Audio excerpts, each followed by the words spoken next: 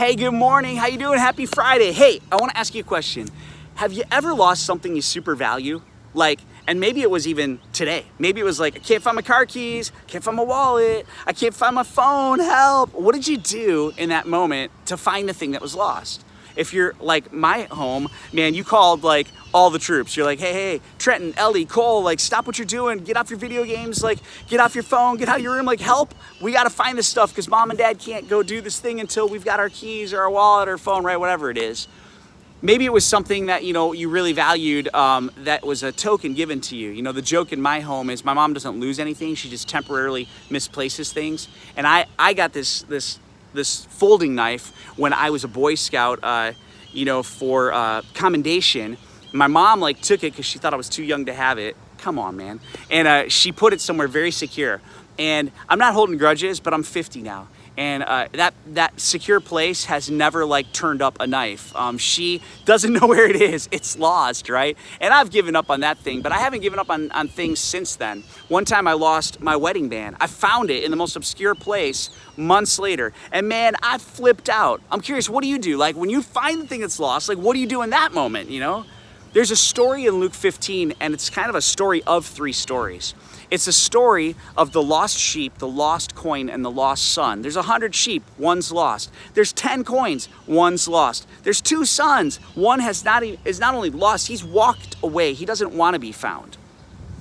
And then the story goes on to say, what the people do when they realize they have this thing that's lost, right? The shepherd leaves the 99, he goes after the one, and that's his sole focus. The lady, forgets about the 9 coins, puts them on the dresser. She starts sweeping the house. There's no lights back in that day, right? She's sweeping, listening for the coin to kind of jingle on the ground, and she's looking for it because she's got to find that one coin, right? And she kind of calls everybody to help her, right?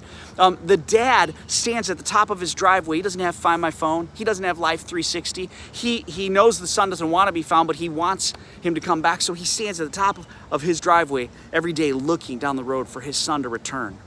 And then the story goes that the lost thing is found. The shepherd finds the sheep and throws this party oh my gosh, the sheep was lost, but now it's found. The lady finds the coin and she gets crazy, ridiculously extravagant. I don't know how much it costs her to do this, but she's so excited that she found the one coin that she spends a bunch of other coins to throw a party so everybody can come and hear the story about how she found the one that was lost. It doesn't make economic sense. It's crazy, but she's so excited.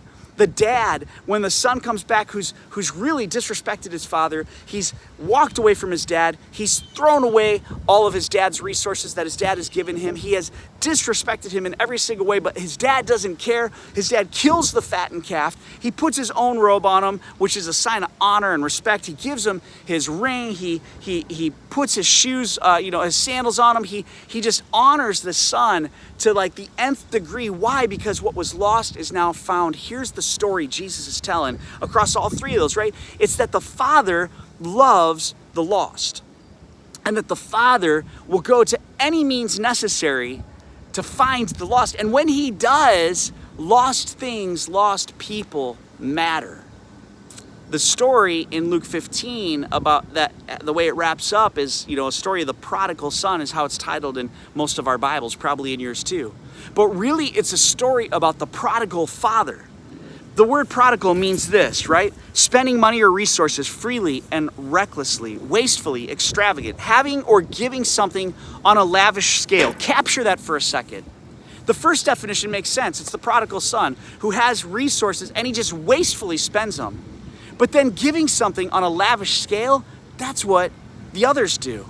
When they find the lost thing, they get crazy, extreme, lavish, honestly, some would say wasteful, to celebrate that which was lost. Every Sunday, we get to see people walk through the doors, and it's exciting. And every Sunday, we have the opportunity to miss focus on what matters most. See, Sundays aren't first and foremost about community. We're a team, but our team isn't there first and foremost for the community of it. We're there to accomplish a mission like any good team. Small groups are for community, and we hope that you have community on team too, but we're there on mission, right? We're not there just to see our friends, although that's something we get to see. We get to see our friends, but conversations with our friends is something we can do another time. We're on mission. We're on mission to see the one who is far away from God and to be able to introduce them to the Father who is lavish and loving and wants to know them. I want to just encourage you every Sunday when you come in to have that mindset. But I want to invite you into something in addition, because I'm standing right now on the grounds of what will be Lakeline Summerfest 1 week from today. 1 week from today, this time, we'll be setting tents up and games up, and behind me you'll probably see inflatables and all sorts of things going on. In preparation for that, right, there'll be backyard Bible clubs happening all throughout the week in neighborhoods, community-wide, and I hope maybe you're a part of driving kids or hosting a home or inviting others to one, right? There'll be XA happening, Extreme Adventure here for 4th through 7th graders, and on these grounds right now, I wouldn't be able to do this video because they'll be doing their chants and cheers, and it'll be loud and crazy and exciting, right?